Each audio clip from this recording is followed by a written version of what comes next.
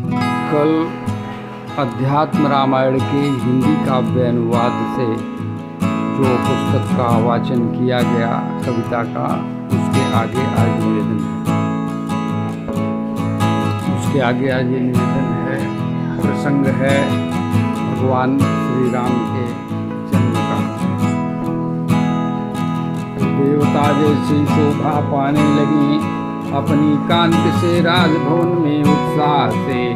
माता कौशल्या ने अद्भुत पुत्र को जन्म दिया 10वें माह में। चैत्र मास के शुक्ल पक्ष की 9वीं तिथि शुभ कर्क लगन में। 9वीं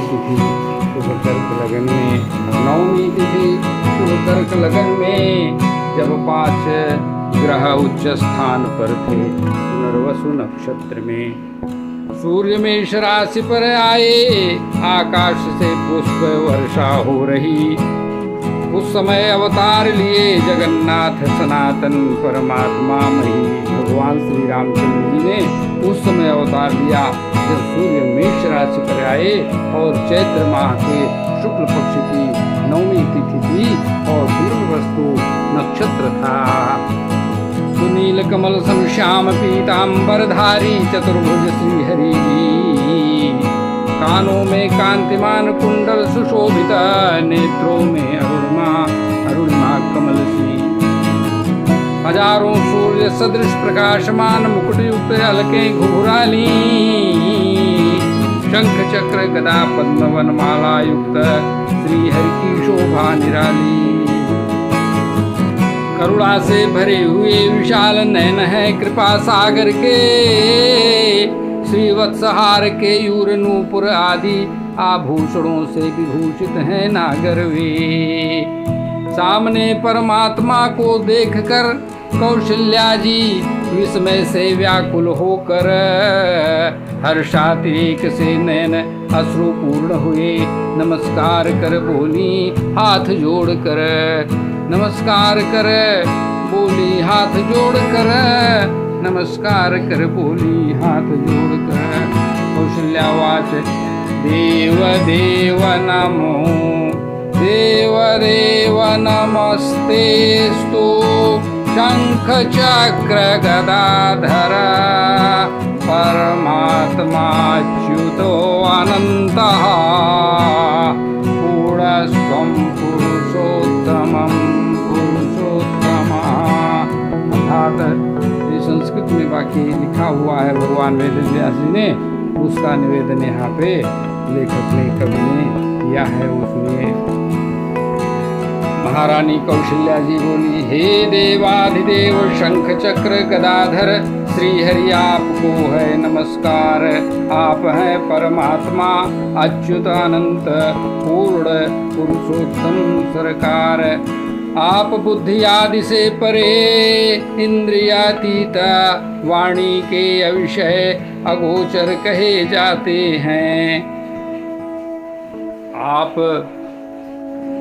सत्ता मात्र परम एक ज्ञान स्वरूप वेदवादियों द्वारा कहलाते हैं। आप ही माया से विश्व का सृजन पालन और संहार करते हैं। सत्वरज तम गुणों से कर्म करते हैं, पर त्रिगुणों से अमल रहते हैं। करते हुए प्रतीत होते हैं पर करते नहीं आप। सुनते हुए प्रतीत होते हैं पर सुनते नहीं आप। प्राण मन से रहित हैं भगवती श्रुति कहती है ऐसा। सभी प्राणियों में व्याप्त हैं पर लगते नहीं वैसा। अज्ञान अंधकार से घिरे चित्त वालों को रहते हुए भी नहीं दिखते हैं। आपके उदर में हजारों ब्रह्मांड परमाणु सापेक्ष दिखते हैं। ऐसे महान आप जो मेरे उदर से प्रकट होना लोक को दिखाते हैं। इससे आपकी भक्तवत्सलता और भावना महता का प्रत्यक्ष प्रमाण पाते हैं। सो ममौरवासी सोममौरबासी यह उपहासी सुनत धीर मति थिर न रहे। मतलब भगवान इतने बड़े विश्व ब्रह्मांड को चलाने वाले किस प्रकार से उदर में, पेट में, उर में निवास कर सकते हैं। भगवान दरअसल क्या है? परमात्मा, ब्रह्म, परम ब्रह्म,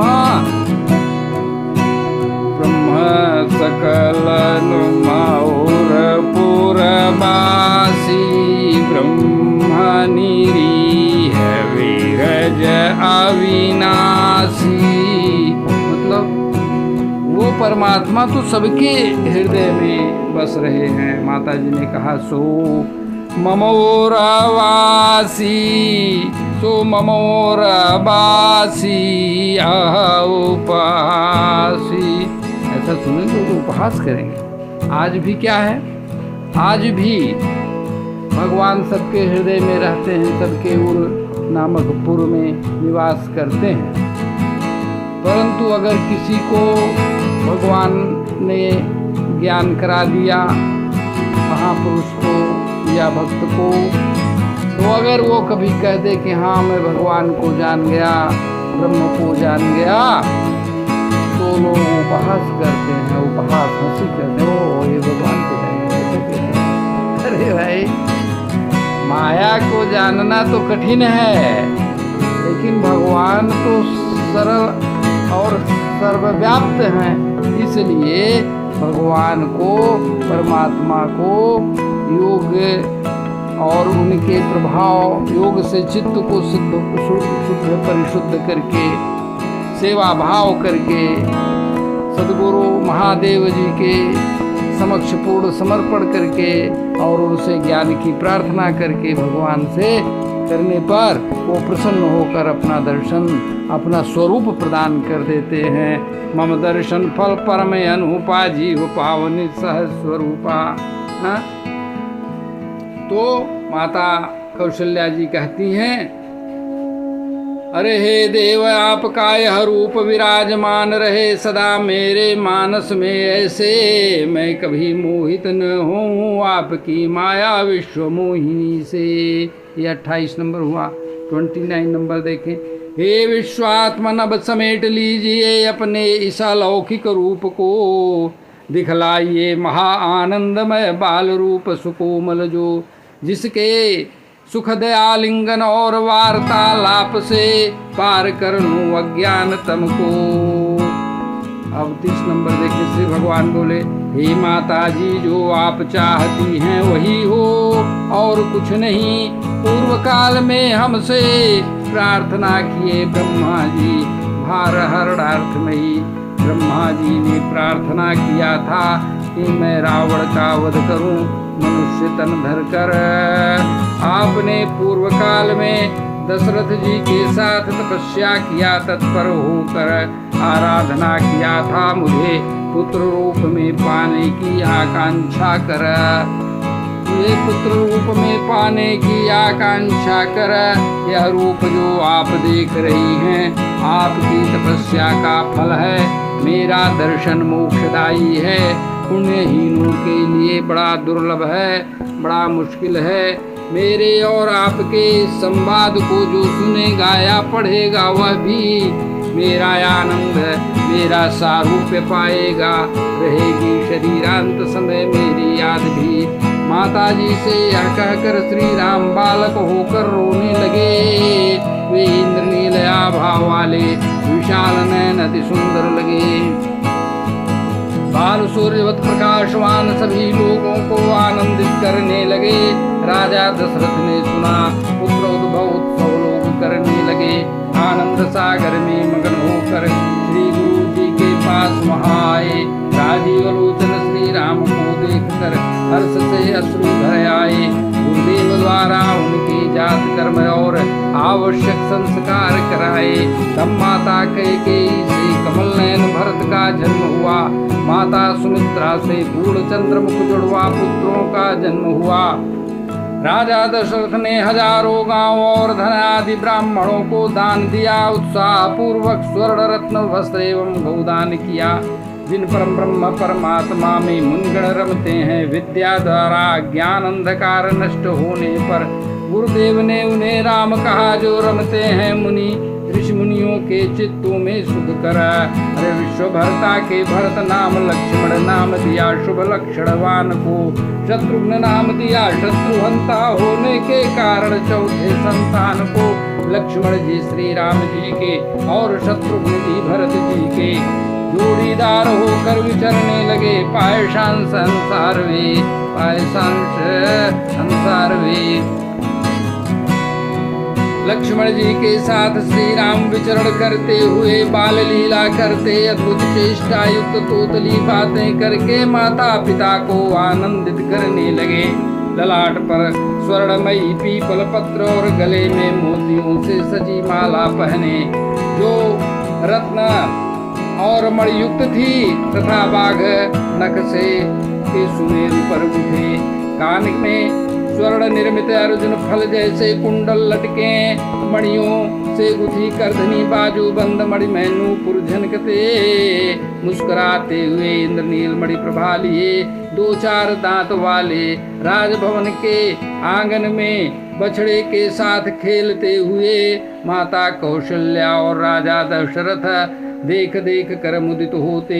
राजा दशरथ जब भोजन करने बैठते, श्री राम को सहर्ष बुलाते।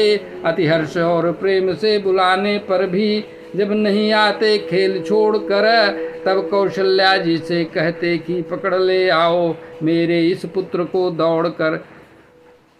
दौड़ाने पर भी जब नहीं पकड़ पाती योगियों के मनगति आश्रय को, तब स्वयं हंसते हुए आ जाते कभी लिए हुए मिट्टी सने हाथों को। फिर एक दो कौर खाकर भाग जाते खेलने खिलौने को। कौशल्या माता उनके लिए प्रत्येक माह उत्सव करती, विचित्र व्यंजन बनाती और राघव श्री राम को सुसज्जित करती। मालपुआ कचौड़ी मोदक जलेबी आदि व्यंजन बनाकर उनका जन्म दिवस मनाती, उनको बना ठना कर गृह कार्य को छोड़ दी थी। चंचलता लख करके उनकी खास एक बार श्री रामचंद्र जी रघुनाथ जी जाकर के माता के पास बोले, भोजन दे दे माता, मुझको नहीं सुनी थी किसी कार्य में। तब क्रोध से बर्तनों को फोड़ डाले लेकर डंडा हाथ में, फीके पर रखे गोरस और मक्खन गिरा करके खाने लगे लक्ष्मण और भरत को दे करके।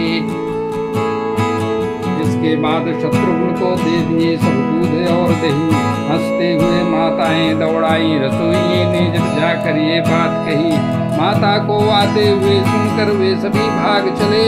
कौशल्या जी ने दौड़ाया पर पैर रह फिसले, रघुनाथ को पकड़ने पर कुछ भी कहीं नहीं। श्री रामचंद्र जी बाल भाव से धीरे धीरे रोते वहीं, तब उन सबको बहुत प्यार की सीने से लगाकर ठीक से। इस प्रकार जगत आनंद कारक ने माताओं को सुख दिया नीक से। रम गए दंपति उसमें जो माया से बाल रूप धरे हुए, अब वह समय आया जब सभी कौमार वैस हुए। गोस्वामी तुलसीदास जी ने बहुत ही दिव्य लिखा है।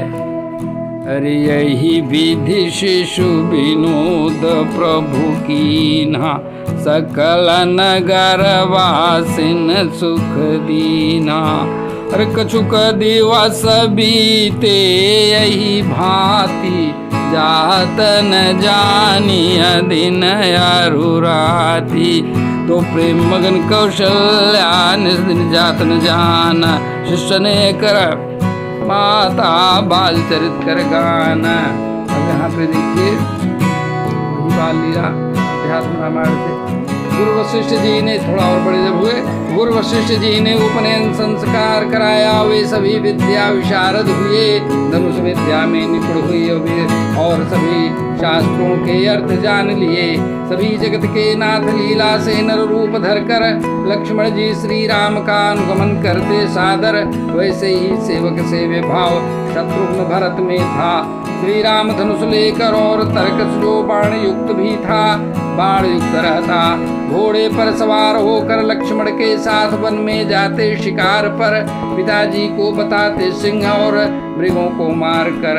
प्रातः उठकर स्नान आदि से निवृत्त होकर माता पिता को प्रणाम करते, पूर्ववासियों के सभी कार्य करने प्रवृत्त होते विनयनत हो करके। अब देखिए गोस्वामी ने क्या कहा। प्रातः समय उठ के रघुनाथा, मातु पिता गुरु नामई माथा। प्रातः काल उठ के रघुनाथा, मातु पिता गुरु नामई माथा। आयसु मागे पक आयसु मागी करही पुर काजा, और देख चरित हर्षित सब राजा। अब यहाँ पे क्या मैसेज जाता है, यह संदेश है रामायण पढ़ने का कि इसको केवल पूजा के लिए ही नहीं पढ़ें, ज्ञान के लिए वृद्ध लोग और युवक लोग पढ़ें, और बच्चे इसलिए पढ़ें कि उनको संस्कार प्राप्त हो, उच्च नैतिक मूल्य प्राप्त हो, मतलब गुड बॉय बने, गुड बॉय गुड गर्ल्स बने, क्लास में भी अच्छा परफॉर्म करें और पढ़ाई हायर एजुकेशन में भी अच्छा परफॉर्म करें, और जो है समाज में भी अच्छा परफॉर्म कर पाएँ। इसलिए बच्चों से लेकर, और बच्चों को सबसे ज़्यादा आवश्यक है सिखाना। हाँ, भाइयों के साथ भोजन करते नित्य मुनियों के पास आकर, धर्मशास्त्रों का रहस्य सुनते और कहते व्याख्या कर कर। अब देखिए वो तो हो गया, पूर्ववासियों के सब कार्य करते, निवृत्त होते विनय, प्रवृत्त होते विनयनत हो करके, हो गया ना। अब भोजन कैसे करते, भाइयों के साथ, माने सबके साथ बैठ के भोजन करना चाहिए।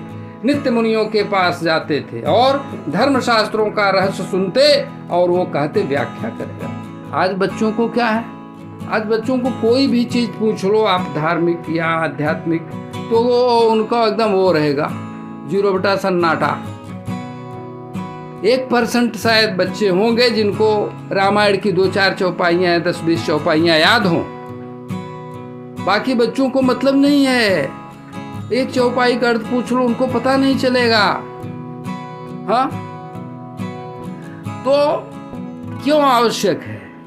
अगर हम नहीं पढ़ेंगे, आप नहीं पढ़ेंगे, आप नहीं जानेंगे, हम नहीं जानेंगे, बच्चों को सिखा नहीं पाएंगे, तो वही बच्चे बड़े होंगे तो अपने बच्चों को क्या सिखा पाएंगे? तो इससे कोई कहे नुकसान क्या है? इससे नुकसान ये है कि कोई भी आदमी जो नहीं पढ़ा है, शास्त्र का मर्म जानता, उसको कोई भी बेवकूफ़ बना सकता है कि ऐसे नहीं ऐसे होता, ऐसे नहीं वैसे होता, ये नहीं वो है, ज्योति दिखा देंगे, ये कर देंगे, वो कर देंगे। इससे ढकोसला बढ़ता है और इससे उन व्यक्ति का नुकसान होता है।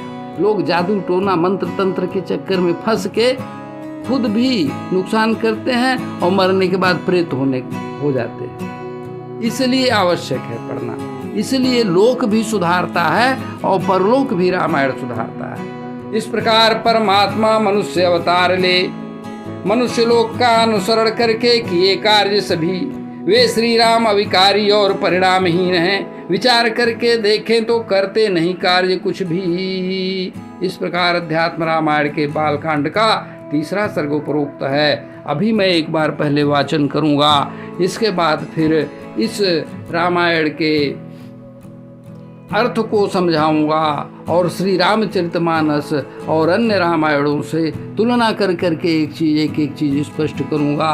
जो भी व्यक्ति सुनेगा उसको दोनों लाभ होना सुनिश्चित है, लौकिक माने सांसारिक उन्नति और पारलौकिक लाभ। अतः इस प्रकार अध्यात्म रामायण के बालकांड का तीसरा सर्ग उपरोक्त है। हरे राम राम राम राम राम, सीताराम सीताराम राम राम राम राम। यह पुस्तक अध्यात्म रामायण के संस्कृत में जो है महर्षि भगवान वेदव्यास जी ने लिखा है, उसका हिंदी काव्य अनुवाद से मैं पढ़ रहा हूँ। और ये इसका लिंक मैं दे दूंगा, उसी लिंक से मैं देख के पढ़ रहा हूँ। कोई भी चाहे तो वो देख सकता है, ले सकता है, पढ़ सकता है और लाभ उठा सकता है स्वयं भी। और हम तो जो लोग सुनेंगे उनको निःशुल्क रूप से पूरा अध्यात्म रामायण सुनाएंगे, पूरा श्री रामचरितमानस सुनाएंगे। और ये अध्यात्म रामायण सुनाने का मेरा उद्देश्य है लोग अपने स्वरूप को जान सकें। अब कहीं स्वरूप भगवान का दर्शन कर सकें, कहने का मतलब, क्योंकि मम दर्शन फल परमानुपा। जब भगवान का दर्शन पा जाएगा व्यक्ति, भगवान परमात्मा का साक्षात कर लेगा, तब अपने स्वरूप का आनंद उसे प्राप्त होगा। जो योग शास्त्र में लिखा है, तदा दृष्टा स्वरूपे अवस्थानम, उस पर भी मैं बना रहा हूँ। और इसीलिए बना रहा हूँ क्योंकि उसके लिए ये नहीं है कि सब छोड़ के भगवान को ध्यान, उसको ज्ञान कहो हो गया तो भगवान को, जिसको ज्ञान हो गया वो भगवान को वही ज़्यादा मानता, वही मान सकता है। क्योंकि जाने बिन होय प्रतीति, बिन प्रतीत होय नहीं प्रीति, और प्रीति बिना नहीं भगत दृढ़ाई, हाँ जिम खगेश जल के चिकनाई। तो इस प्रकार आज अध्यात्म रामायण का तीसरा सर्ग संपूर्ण किया। और इसी के साथ अब अपनी वाणी को विराम देते हैं। आप सबको सादर प्रणाम, अभिवादन करते हैं।